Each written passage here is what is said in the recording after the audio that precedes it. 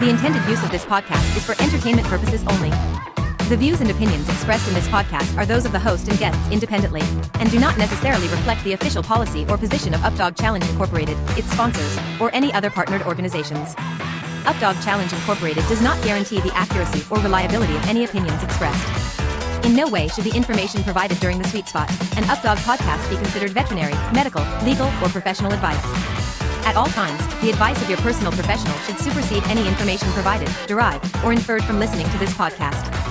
Ready, set, go.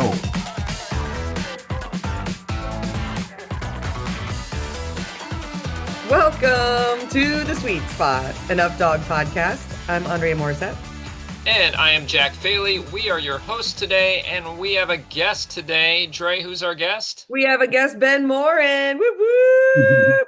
The Hi, creator Ben. of the Disc Dog deck, for those of you who don't know. Ben's name attached to the Disc Dog deck, but that's something that you've seen pop up quite a lot on the UpDog discussion page lately, and we're going to learn a little bit more about what it is and what it does today. But before we do that, Ben, for folks that may not know who you are, I know you've got a lot of people that do know you through the discussion page and through events and stuff playing disc. But just tell us where you're from, what's your home club, and a little bit about your disc dogging. Yeah. So yeah, I'm in Minnesota. I play with the Minnesota Disc Dog Club, Whoop, whoop. and I sneak down to Rochester every once in a while too, and kind of things around here. I'm pretty new.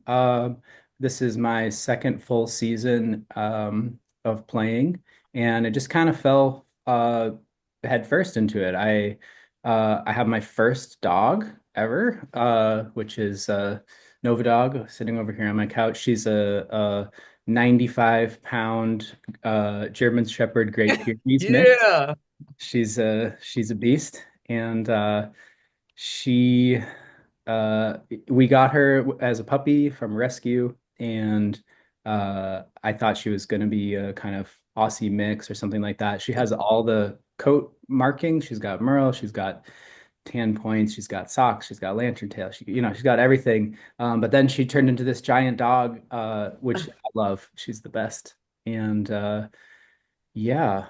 So yeah, we've been doing everything. We've been playing games. We've been doing freestyle. Just did the freestyle crown, Yeah. the first round, which was super fun. And yeah, no, that's my disc dog world. I'm curious, did you ever do an embark on Nova? Did you ever? Oh yeah, yeah.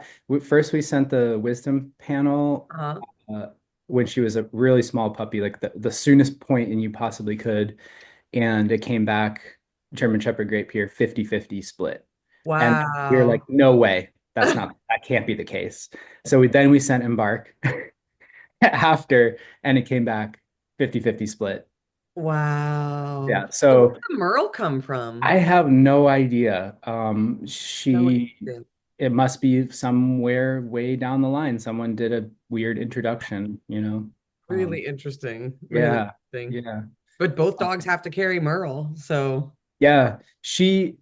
We're in touch with all of her sibs also from the rescue. It was a one big litter, and we keep a little Facebook group and share stuff around. And all of them have, different, really interesting coats. That's and cool. markings. Yeah, it's fun. Cool. Well, Yeah. thank you for coming on our podcast today to talk about Disc Dog Deck. For sure. I'm hoping that you can tell us a little bit about what it is and why we need it. A great Yeah. place to start. Yeah. So tell us a little bit about what Disc Dog Deck is. Sure.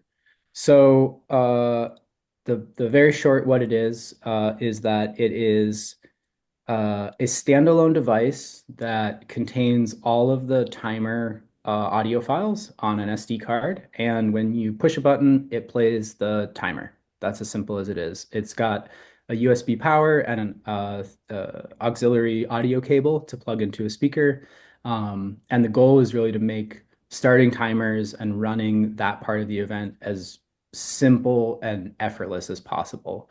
There's a couple special features that I'll talk about in a second, but it kind of came out of like my frustration, I guess, of going through as I started getting more involved in the club, having to juggle all these phones and all these timers and all these little, buttons and kind of missing stuff and messing up timers and stuff like that. I was like, there's just got to be a better way to solve this.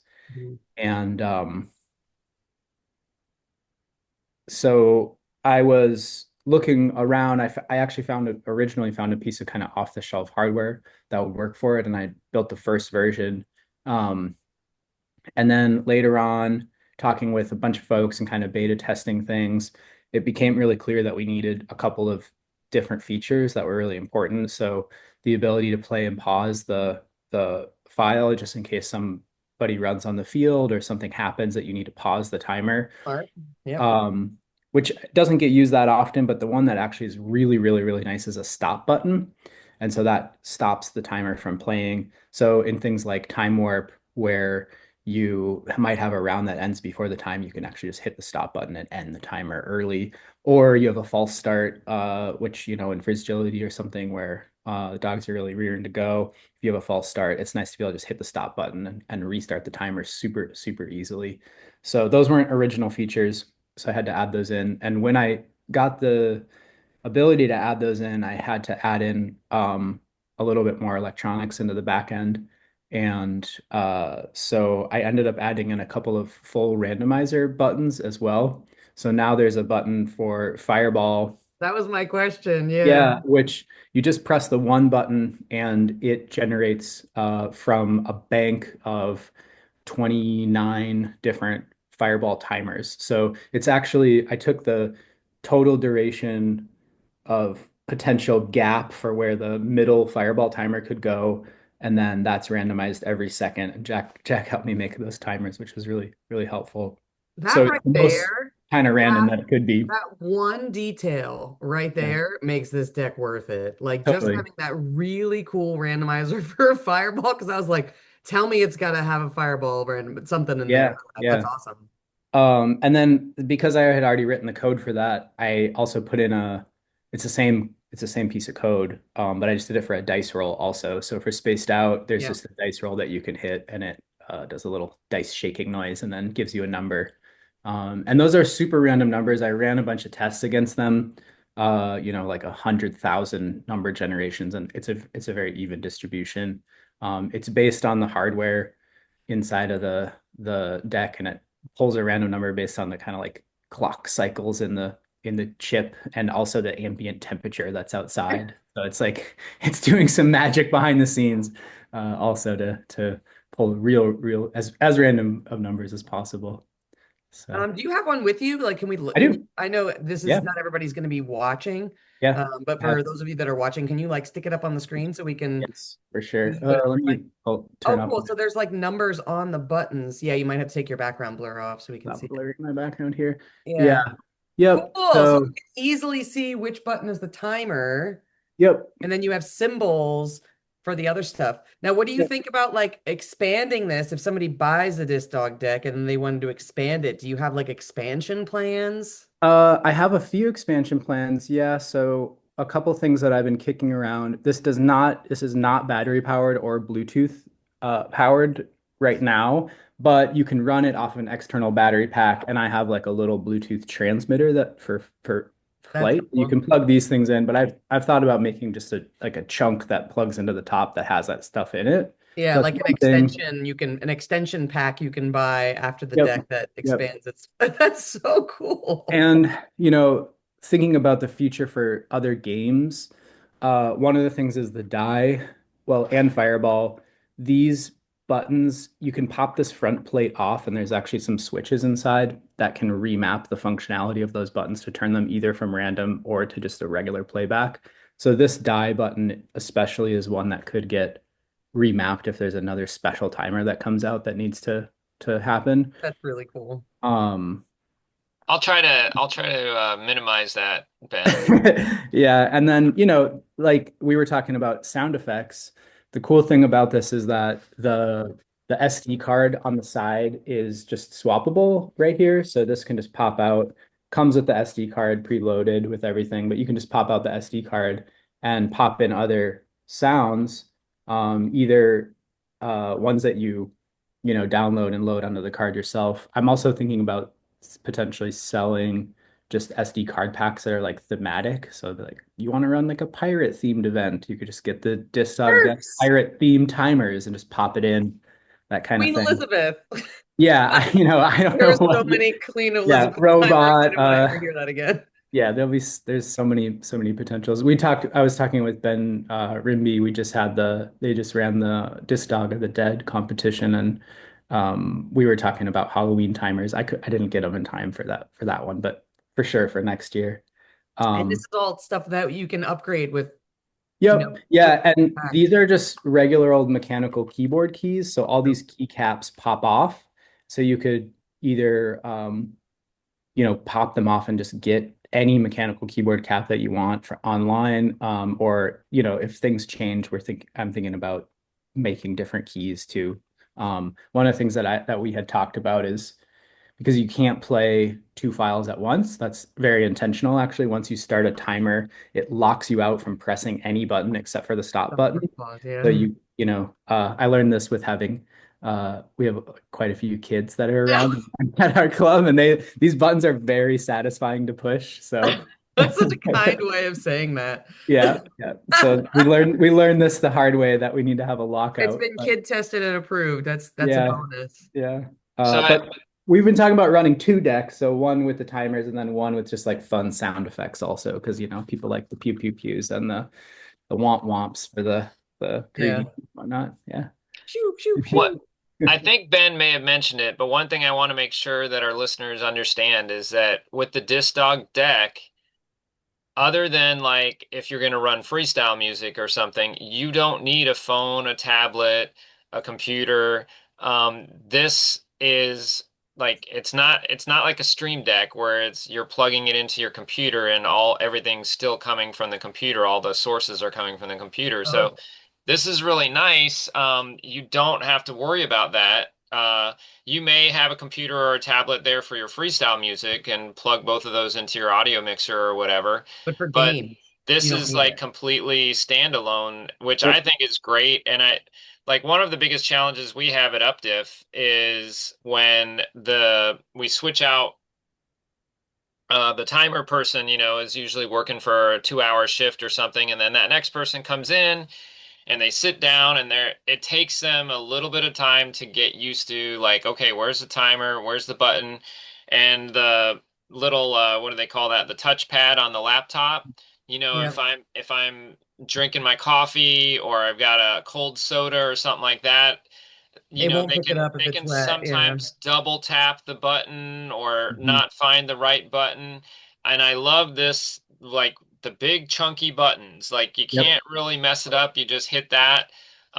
So I'm super excited about it for UpDiff, but I also think just clubs that, uh, s- can you guys hear my puppy barking? No. That's awesome. My Like, Zoom is I'm glad you amazing. can't, but like, man, I'm like trying to think, and she's barking. Um, I don't know what I was even saying, but It's I'm going to be excited very about helpful this. for UpDiff, is what you were saying, and Yeah. having it, which I didn't know that until you just said that. But that I can just imagine like hosting an event, I would just be at the sideline just holding the deck and my clipboard. And then Mhm. maybe like my phone with the running order, or I'd have the running order on my sheets. Mhm. Yeah. Well, you would It's just to clarify to do that, depending on how far you are from your audio source, you'd either have to be hardwired in or you'd have to have that Bluetooth The dongle, Bluetooth right, pluggy Ben? thing. Yeah, he Yep. was talking about Yep. having a Bluetooth pluggy thing. Yeah. Yep. Yeah, you can get an external Bluetooth plug-in. Just They're plug that into your they're speaker. $10. Yep. Yeah. Yeah, that's a totally easy setup. Yep. And you could even, if you wanted to, you could set up an Amazon cart where you put the little Bluetooth, all the other little add-ons and devices that you've added onto yours that you aren't Yep. selling in the package yet. You could put those in your own Amazon cart and make a little kickback for anybody buying those, That's and a then good idea. be able Yeah. to find the Yeah. extra equipment. Yeah, I'll put that. I have, if you go to howto.discdeck.com, that's where the user manual is. And also just discdeck.com is the URL to get to the shop. Um I'll put a link in there. There's definitely battery packs and the Bluetooth transmitter that Yeah. I've use But that like are Jack did that for me. Like for my audio set that I have for running events, he put together all my cables and plugs and wires, and he just sent me this nice little airtight box a little chunk. with Yeah. all the things inside the box. Yeah. So I think if you were to offer something like that, people like me that don't want to stress about the technology part, I just want to buy something and have it work at my event. Yeah. You can sell a little, you can even sell those things in a bundle and put together the box yourself and sell it for Yeah. convenience for people that don't want to be stressed about the technology. So Yeah. because Yeah. stuff like iPhone plugs and converters and all that stuff, if somebody hosts an event and they don't think about that, they're not going to have it. It's not going to work. Totally. Yeah. Well, and this is Sell that like extra one of the part. things I was really trying to think about is like, what's the most simple bare bones Yep. setup you could run? And that's one of the reasons why I wanted the cable, because it's like you don't have to sync up Bluetooth and worry about that stuff. It's just like, plugging in a cable is something that I feel like, pretty much everybody can figure out. It's like A to B. Yep. Um, there's two interesting things I think with it. It's been really great both in the bigger kind of event setting where it's really knocked a lot of time off of running our events because of the shuffle of having to, get somebody on and off the field and waiting for the timers and all that stuff. Um, yeah, I don't know exactly like the numbers on it, but it's definitely minutes, hours maybe. You'd Yeah. have to ask like Jess or Ben more specifically. But it's been really great for our club also because there's a lot of new folks and folks that never really kind of like volunteered anyway. And just like stepping up and pressing the button is so easy to do that people can kind of like get involved and help out in those little moments also. Ben, do you know if well, I'm sure you know, the USB, is that strictly for power or is audio sent through? Can I plug that into my audio, as my audio source? There it is. This is the complicated answer. There's no audio that comes from the USB. It's only for power and data transmission for flashing firmware. Yeah. So the audio is all from the The 3.5 file that's in the millimeter folder that's on the jack. SD Yep. card. Yep. All right. Yep. So yeah, if you want to load files, you got to pop the Put SD the card files in and the load it SD on an card. SD Yeah. card. Yep. Yeah. It's My simple though. mixer has a USB, input as an Oh yeah. audio source too. So that's why I was wondering I could just do one cord instead of two, but that's all Yeah. right. Yeah. I mean, that's I'm how you probably one of forever. the only few people that have that question, so no big deal.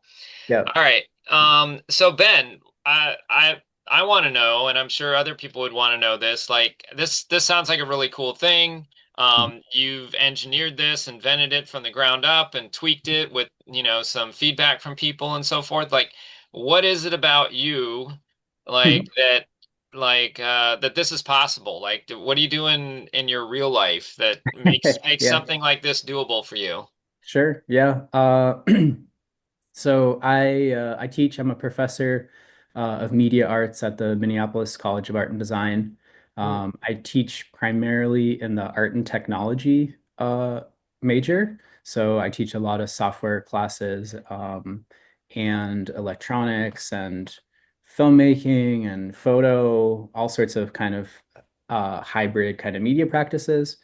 And um, I also co-run the experimental games minor and the sound minor. So I have kind of like a circle that's around all the things that would need to go into something that deals with sound in the context of games that uses hardware technology and code to make it happen. So yeah, That's really cool, and that's lucky for us that you're involved in all those things. What is experimental games? yeah, so it's a minor at our school, so we don't have a full games major, which in a lot of schools would be kind of like typically like a video games path. That's Um, so interesting. That did not exist before until you just said that. I had no idea what you were talking about when it was oh game. yeah, yeah, it's a whole Fascinating. thing. Yeah, you can major in video games, Yeah, people design can and development. major in video games. Yeah, yeah, I mean, yeah, for sure. when I The was when video I was games in industry is It bigger makes than the sense. filmmaking industry. Makes sense. I Yeah, just never even yeah, plugged it in to yeah, school. Just yeah. never even plugged it in. When I was in school, in high school, Ben, you may know about this from your history of computers class. We programmed. I remember programming a game on our TRS 80 in basic language. Like it was Yeah. just like a bunch of if-then statements and like go-to statements and stuff like that. And we thought we Yeah. were like the coolest. Like you come to Yeah. this door, what will you do? Pick A or B. I will say that the text-based role-playing game is extremely alive and well in the games world still. That's interesting. That's cool. I talk about basic almost every semester. There's a really famous project that I love. I can't remember the exact name of it off the top of my head, but it basically is a one-line piece of code that does a coin flip, and then it either draws a slash to the right or a slash to the left, and then it does go to back to the start. And so then it just draws all these slashes back and forth, and it makes this pattern that's kind of looks like a maze. It's really, really pretty and mesmerizing. And it's like an early kind of piece of like generative code that's, just a little snippet that makes this kind of artistic, expressive piece. Yeah, Yeah, that's cool. it's really cool. All right. So, Ben, you kind of are a problem solver. I'm just thinking that's something that probably goes through your brain because now I've got two examples of this. We have a disk dog deck that you've created. Mhm. Yeah. And then previous to this, you put together like a Google extension. I don't know if I'm saying that right, a web Yeah. browser extension, right? That allowed us to kind of like disaggregate our data a little bit, display it in different ways, like our games data from our UpDog games. It pulled it from the And site. Yeah. what's that, Dre? It pulled the data from our site and aggregated it into this app or platform or browser page or whatever it is. He made it was displayed in an app, right? But it was It's browser a because it just browser extension that like lays it into the page. yeah. Yeah. Yeah. It's like an overlay kind of thing.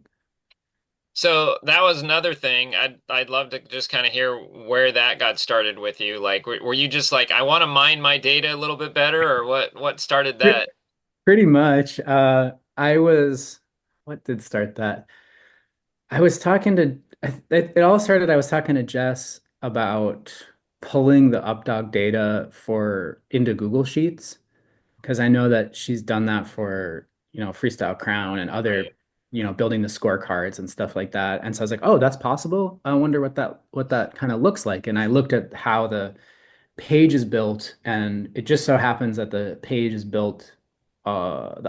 built in like a way that's great for data scraping. I don't know if this is great for y'all's underlying Security. no bill Oh, server bill, but it's great for someone like me because I can ask for the page and I can actually just get all of the data for everybody's game in one kind of sweep. And so originally I actually built a Google Sheet that pulled things in and it arranged things in a Google Sheet. That was kind of like the version one. And one of the things that we have in the Minnesota Disc Dog Club is we actually have a online training club. So every month, the training club opens up for that month, and then you have a little slot in there, and then every day you can go in and say whether you trained um, toss and fetch or freestyle or dogless or something else. And then if you get a certain amount of days, you get different tiers. And then at the end of the year party, you get, awards and other things. And you post a video in a Facebook group. And then you also get extra kind of like perks for getting personal bests and stuff, or cues, world cues. And so I really wanted a way to kind of better look at what my personal bests were in the whole relationship and everything. And that's really what kicked it off, is like, how do I figure out where my personal bests are and like tracking them over time? So that got me thinking about just like putting the personal best and the date I got it together. And then once I did that, then it was just like an open can of worms. And then I was like, yeah, graphs are good. And what about top 5 things? And what about average things? And, I just started trying to think about other ways of kind of interpreting that data. And then we also use that info. Jess had made a Google sheet a while back to kind of pull people's info and calculate like where they fall in a suggested ranking Yeah. were divisions, and we use that for the state champs, for Minnesota state champs. And so I basically wrapped in that same idea into that plugin as well. So those aren't like official, divisions or anything. They're just kind of suggestions based on what our arbitrary Minnesota Distug Yeah, Club no, that I criteria thought that is. was a really good idea, and we actually used that as a guidance for our Florida states as well. Cool. When they were Yeah.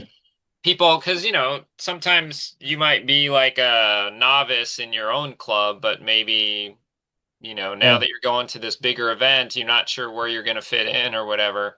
Um, Totally. I thought that was really cool. If Yeah. you haven't seen the extension piece that Ben is talking about, it is tagged, it is pinned rather at the top of the UpDog Challenge discussion page on Facebook. So if you go to our discussion page, you can see the original post there when Ben posted about it. And you can put that to use if you haven't looked at your data in there. It's really cool. I especially like the line graphs, being able to see change over time and stuff like that. That's really nice. Yeah, it's on the Google Chrome web store. It's called More Data for Updog Teams. And I think my only disappointment with it is that it can only run in the browser. I know a lot of folks use phones, but it will only run in the browser. That's a Google restriction. It's not something that I can really solve um, in the short term. So Other than reprogramming it in some different yeah, language. other than Updog reprogramming the website or something Yeah. like that. Yeah, There's that a needs lot of to big happen. projects all the That needs Yeah, to time. happen. yeah, yeah, yeah. Well, do you Well, have you're kind of like the mastermind of all of this stuff. By the way, my brain doesn't work this way, so I don't even think about this stuff, but I like Mhm. that you have it because it makes me Yeah, want to buy it. I'm the person who wants to buy this stuff. yeah, Do you have any other like crazy ideas or things you're working on or like yeah. The thing that I've been working on a little bit in the background is kind of like a thing like agility gate, but for disk dog. hmm, Um, like so following events like UpDiff, like an app for like tracking where your runs were and all that yeah, kind of stuff? yeah. So one of the things that, for me, I'm always like, how do we make this competition, this big competition with lots of people, faster and more efficient, but also letting more people play. And so yeah, how do we, get the flow of people working really well? We did a couple things at the state champs this year that worked super good. Like we ran like a two field kind of thing that worked really good, and we had disc runners and stuff like that. I think those were all really great. But I still think this kind of idea of like, how do I know exactly when I'm coming up? Right. Um, at a lot of different kinds of events, like I've competed in lots of different sorts of things, but because you have your dog and you got to tend to like your dog's needs and get them ready and do all that stuff, it's kind of hard to navigate like when exactly you should come up to the line. And for me, Nova thankfully is like not so spicy on the feet, like near the field these days. But when she was younger, I basically couldn't be near the field until like the moment we were going to Oh, play. I had one of those, I know. Yeah. So, it's like Really hard to prepare for that and make sure that it's your hard to dog, yeah, prepare. because you get them Yeah. out and they're screaming and yelling, and Yep. then they're creating stress for you sitting on the side of the field. Totally. Yeah. So I haven't figured it all out yet, but the idea is that there'd be kind of like something that runs on an iPad or a computer that keeps track of the run orders and also sends um, messages out to Ding. everybody. Like Yeah. you're out, you're Like five dogs out, you're three dogs exactly. out, you're up Yep. next. Yep. Yep. well, I am sure that Kat would be interested in talking with you if you wanted to, like, brainstorm like what a giant event like UpDiff might look like or something like that. Yeah. What are some of the, you know, I'm sure there's some things that I don't even know, but I'm sure there's some things that she accounts for at a larger event like that then maybe we don't account for at our local Yeah. events or state events.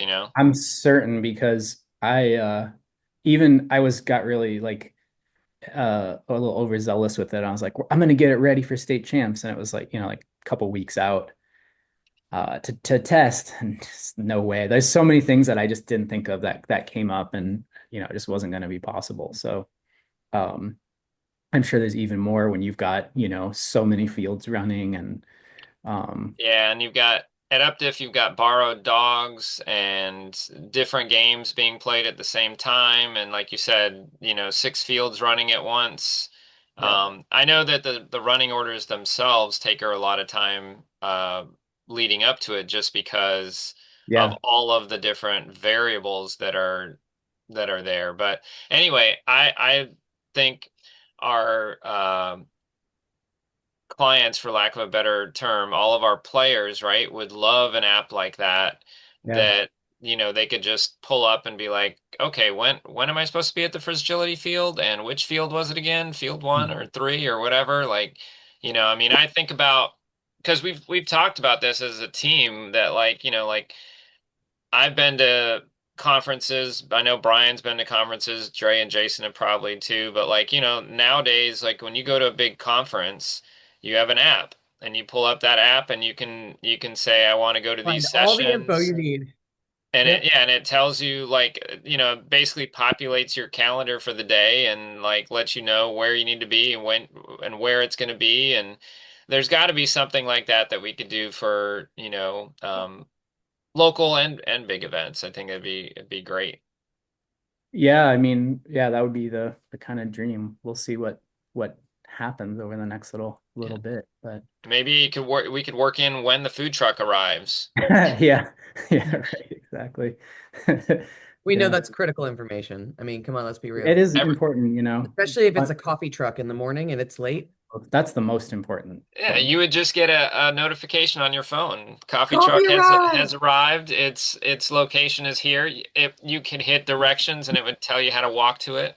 You Yeah, can pay extra for the app and be in the VIP list to get that 5 yeah, I minutes was before gonna say everybody I else. need a special button that sends me the notification first. You get the VIP release of the notification, and you Yeah, get to release it to the Gen Pop after 5 minutes. yeah.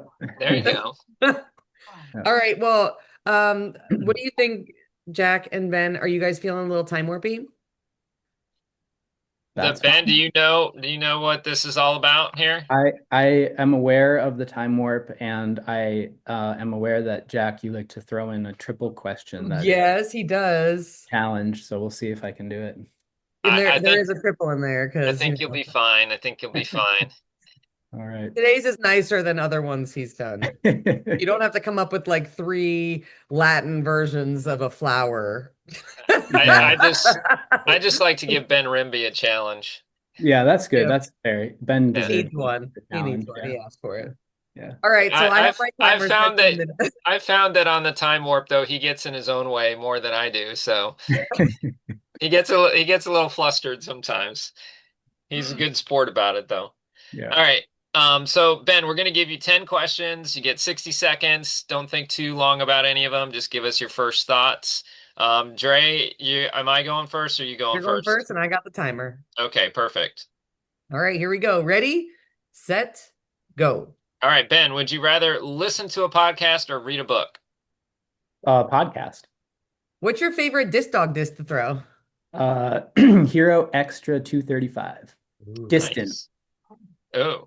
All right, ranch, ketchup, or mayo with fries? Ketchup. Thank you. What genre of music do you listen to the most?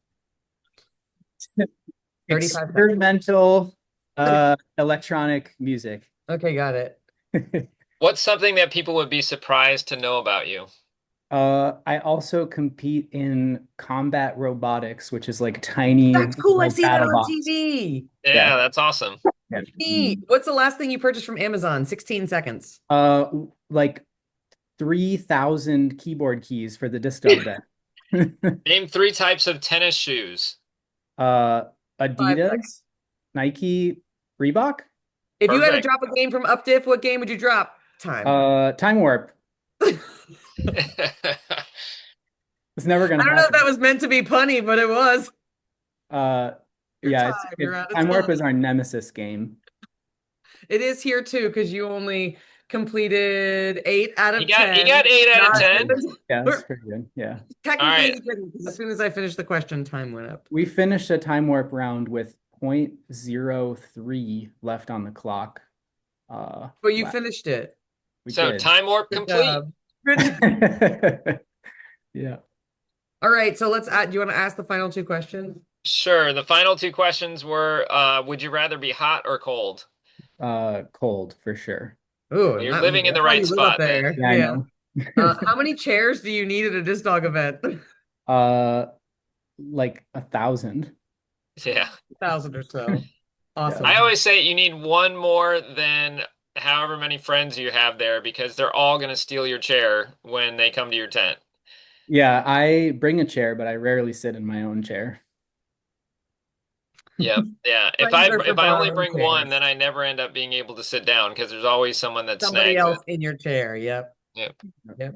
Well, thank you, Ben, for joining us today and also talking about Disc Dog Deck.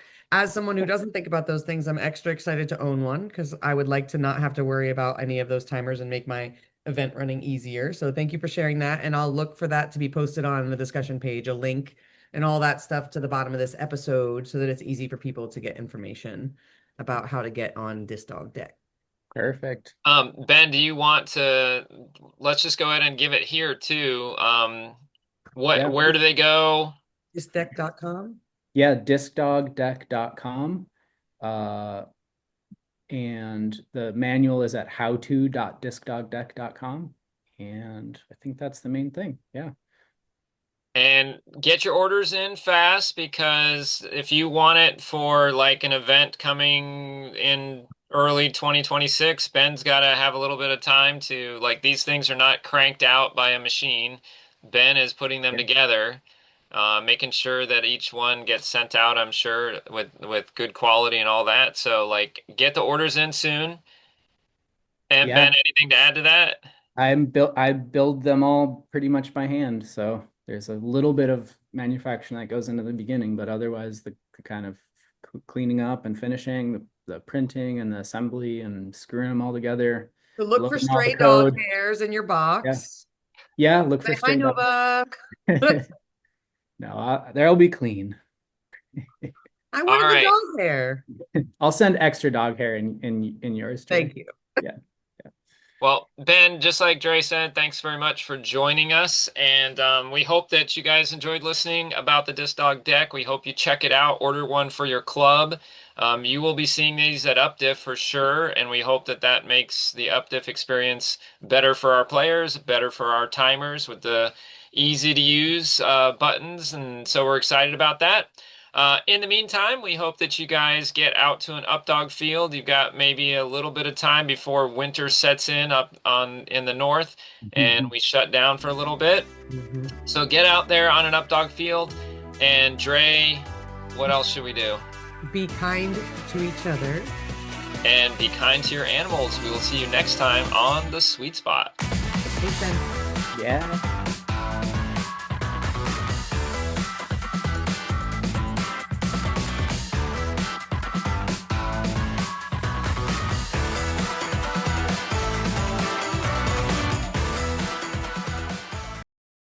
People like the pew pew pews and the womp womps.